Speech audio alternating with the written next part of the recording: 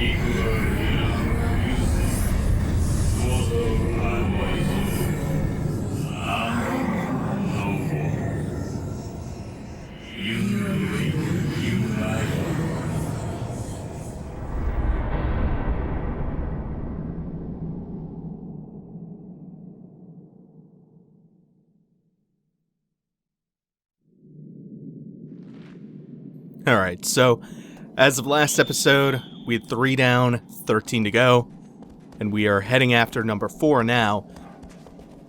And Dormin just gave us the hint that the 4th Colossus is residing in a land of vast green fields. But before we get to him, there were originally supposed to be 48 Colossi in the game, instead of the 16 that we have now.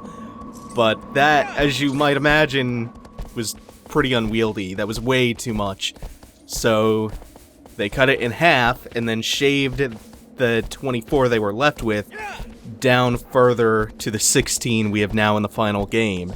But the concepts for the other 8 were all detailed in the art book, and I wish a couple of them would have made it in instead of some of the Colossi that did make the cut. There was one that was just the devil, which kind of looked like the man-eater from Demon Souls. Also, I love this blanket of fog. My favorite 2 were cut. One of them was a daddy long-legged spider that had to have each of its legs cut on horseback.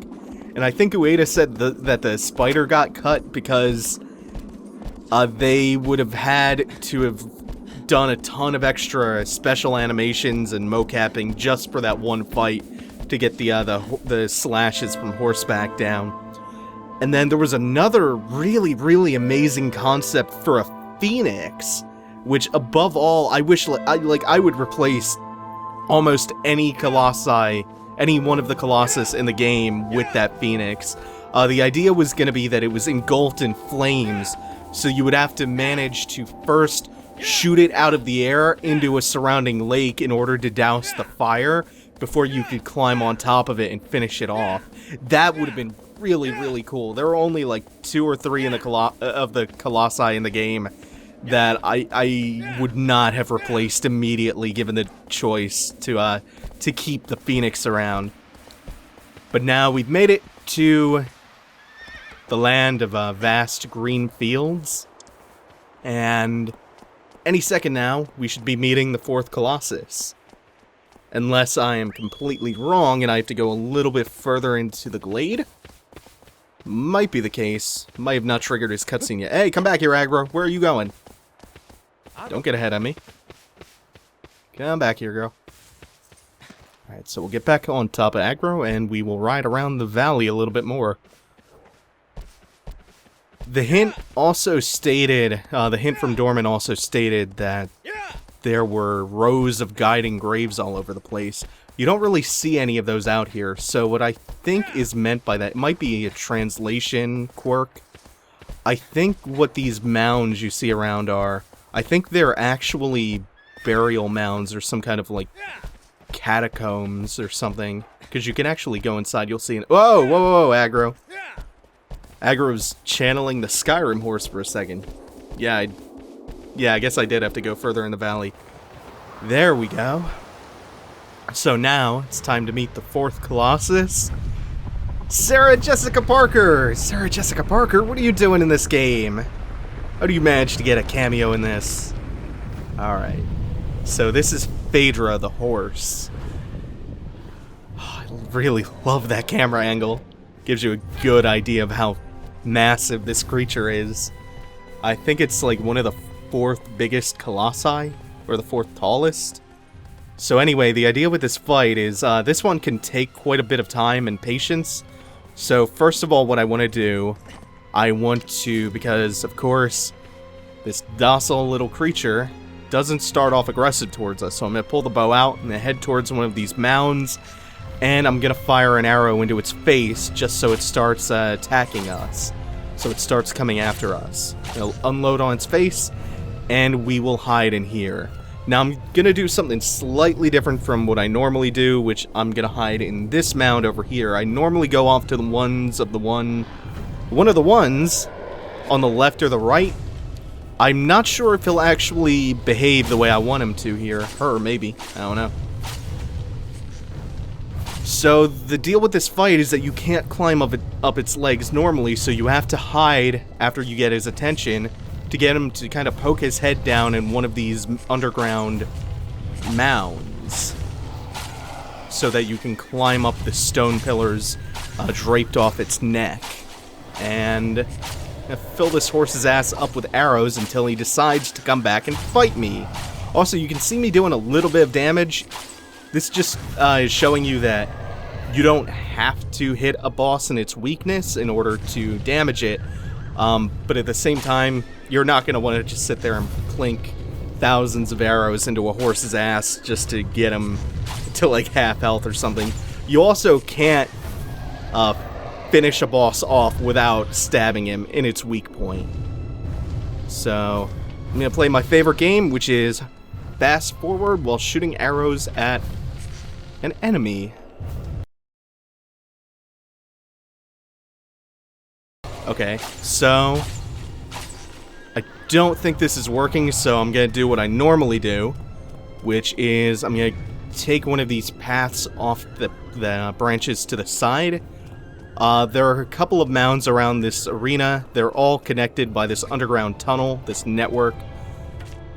For some reason, he just didn't want to poke his head down into the mound directly in front of where he emerges from the cutscene. So this has always been reliable for me. Once again, gonna grab his attention with a couple of arrows. Come on over, Phaedra. Alright, he sees us, he's coming towards us.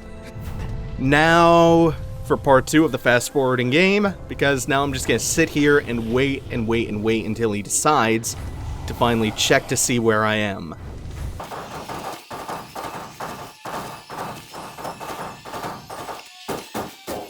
Alright, come on. Oh, I hate this fucking hole. There we go. Okay, and you make the leap onto the beads, whatever they are, dangling off of his head, his face, his neck. Where do they connect again? Kind of along his jawline, actually. Or what would be a jaw if he had a mouth. Whoa, whoa, whoa. Okay, so you climb up those and along his face, and his sole major weak point is right there on top of his head, like many of the bosses. Oh, can be a little bit tricky to get up there. There is one more trick to this fight once we're on top, even though it might seem straightforward enough to just stab him in the weak point. Whoa. Holy shit, I'm having a hard time climbing him today. There is a way to speed this fight up dramatically by jumping off of aggro at some point. I think it's while you're on top of one of the mounds.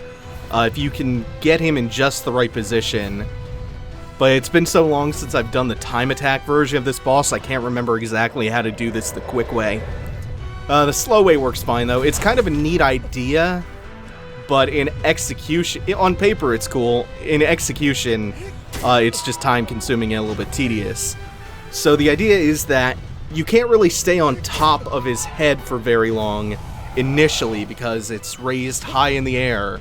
This majestic stallion with its head held high. So you come up to the nape of its neck and you stab it in the nape of its neck a couple of times, and that will cause him to bow his head in pain, I guess. Kind of sad when you think about it. And now that his head is no longer raised high in the air, you can actually stabilize yourself and sit down here and stab him in the head a little bit. buys you just enough time to finish the fight off. Neat idea, a little bit tedious, but again, there is a way to speed this up a bit that I'm just not remembering how to do. This is one of the bosses that I totally would replace with the Spider or the Phoenix, though. Kinda wish they had made it in instead. Oh man, it's still cool though. Like, even the worst bosses in the game are still just a joy. Yeah. That's it for Phaedra. How is it that Shadow of the Colossus came out in 2005, and the sense of scope and the climbing controls and all that still feels better and less janky than Dragon's Dogma? Man. And you see shockwaves rippling out from where he strikes the earth after he falls down. Little details just give you such a great sense of the scope and the weight and everything about the world.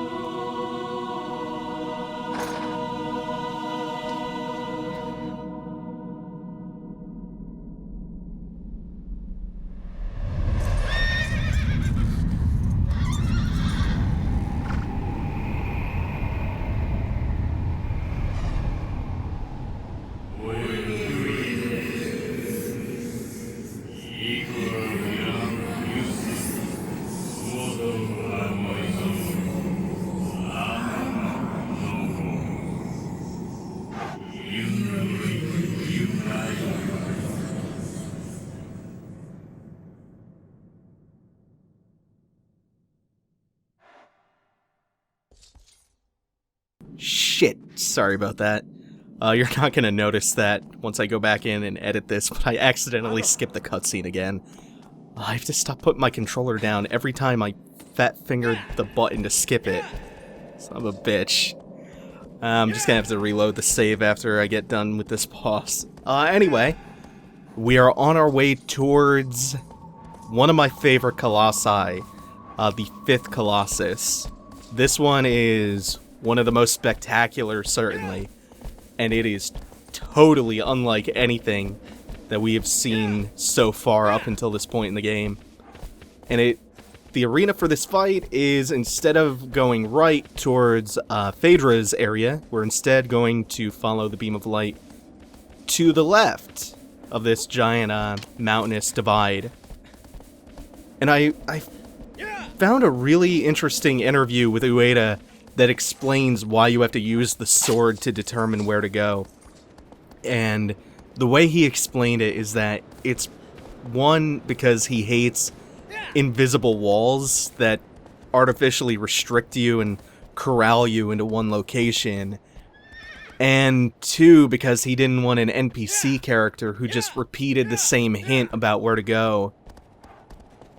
He didn't want a character repeating the same hint dialogue, because that would just make the world feel artificial.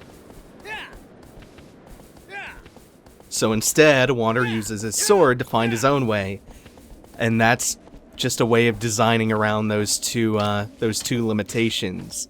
I love that stuff. Like, I love the amount of consideration that goes into just these details that you might think of as being arbitrary or minute. There's actually a world-building explanation for why you have to use your sword to figure out where to go. The beam of light gleaming off of it. So we'll abandon aggro at this point, and that might look impassable, but if you swim underwater here, you'll notice that you can swim straight under these ruins. Oh man. Oh, we were so close. Oh, I can't wait. It's been way too long since I fought this boss too. So we'll just gently climb our way up this stone ladder, this makeshift ladder. And as we head out across the bridge, we will be introduced to the 5th Colossus.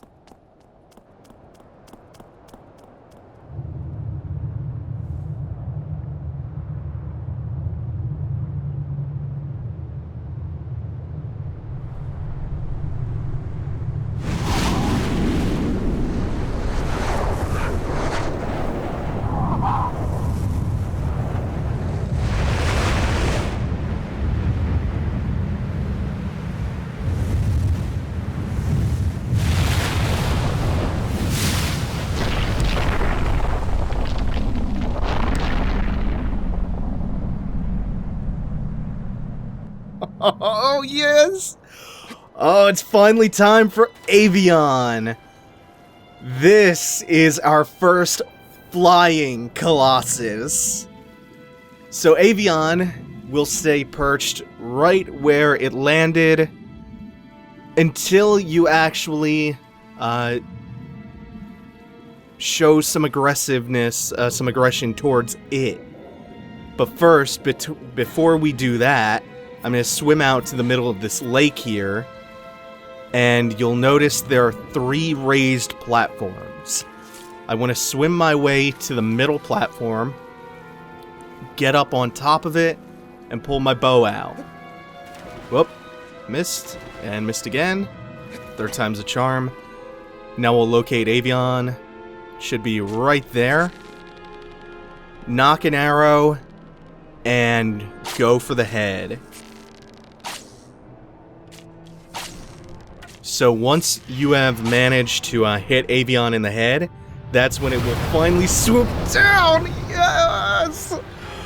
Oh my god, I love this fight so much! You want spectacle? Here you go! Oh, god damn it, Avion is so good! So this fight takes place entirely on the top, on the back of a flying mobile Colossus. And you have to deal with all of the risks associated with that. Avion is going to be swooping and diving around. You have to watch out for when it approaches the wall of the valley because it's going to turn sideways. You're going to have to deal with barrel rolls. Even if you're standing still and you're not crouched down or latching onto the fur on the back, you even have to watch out for just the force of the wind while you're up on top of Avion. That is the first of 3 weak points. That's it for that weak point. That's by far the easiest one to deal with because it's directly on his tail. Whoa, whoa, whoa, whoa. You don't want to fall off. It'll take a long time to get back on Avion's back. The next 2 weak points, the final 2, are on the tips of each wing. Oh, and here he goes. Here we go. Avion is approaching the wall of the valley, and it's about to turn sideways, so we'll just latch on. This fight is so good! There is almost nothing else like this. Oh shit. So now, we have the added difficulty of the fact that Avion will also be flapping its wings. Shit like this. Just ragdolling us all over the place. It doesn't take many hits to knock off each weak point on the wing, but after every hit, Avion does a barrel roll. God, this fight is too much. Come on. You can kind of hang on to the ridges, these stone ridges right here, like I'm doing, where the wing bends. You can also hang on to the edges or the fur on the tip of the wing. That's about it, though. This is probably the most dangerous part of the whole boss. Again, though, it's nice that Shadow of the Colossus doesn't recognize the physics of surface tension, because if you do drop off of Avion and hit the water, you will not die immediately. Oh, this is cutting it super close! Okay, I'm hanging in there. Hanging in! I think I'm gonna stay on its back. I think I got this. Yeah! Alright, Avion. Goddamn, it's such a shame that this fight has to end, too. I wish every Colossus was this good. Alright, one barrel roll. Do your thing. God, I love that upside down view. Everything about this boss is so damn good. Play this game, get to this fight, and tell me you don't love this. I wish the camera was cooperating a little bit more with me right now and giving me a couple better angles, but unfortunately all things must come to a close. And as you knock off the last weak point on its wing, it can no longer maintain flight, and for the first time, surface tension is apparently going to come into play. As Avion crashes into the lake below and dies.